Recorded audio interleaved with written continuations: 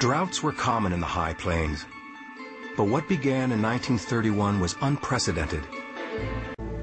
Most farmers in the high plains knew little about soil erosion or how to prevent it. We didn't know that if we had land that was not covered, that it would begin to blow, and that's exactly what happened. 14-year-old Lorene White never forgot the first black blizzard that rolled over her family's farm in western Kansas in 1932. We kids were playing outside, and we noticed a big bank came up in the northwest, and it was real low to the ground.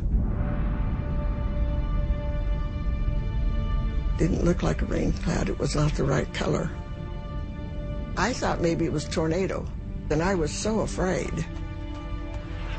That was a new experience for Mom and Dad, too. They had never seen anything like that. The first time they had one of the black blizzards, they didn't know what was happening. They thought the world was ending because they'd never experienced it before. There were birds that flew ahead of the storm to try to get away from it. Finally, it got close enough that you could see the dust begin to pick up. It looked like it would just come up over you.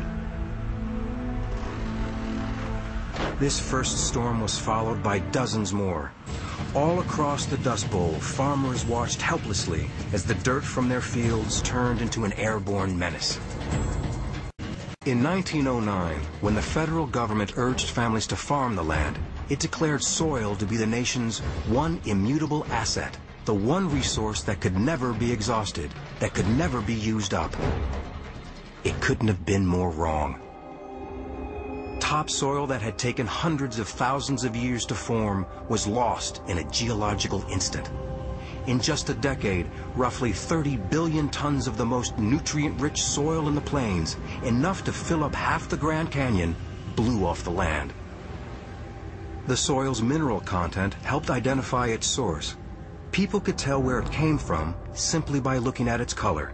If the dust was red, we knew it was coming from Oklahoma. If it was white-gray, we knew it was coming from Texas. If it was brown, we knew it was probably coming from Nebraska or from our own land. The earth was taking its revenge.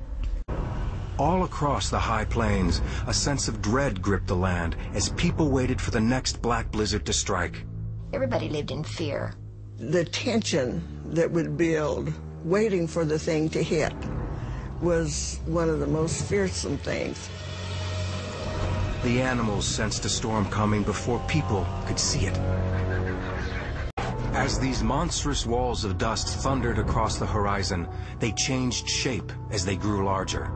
No one wanted to be caught off guard. My father had a wire fastened to the corner of our house and then to the barn. In case he would be caught in the barn during a dust storm, he could find his way back to the house by following the wires. Otherwise, you could be blown away.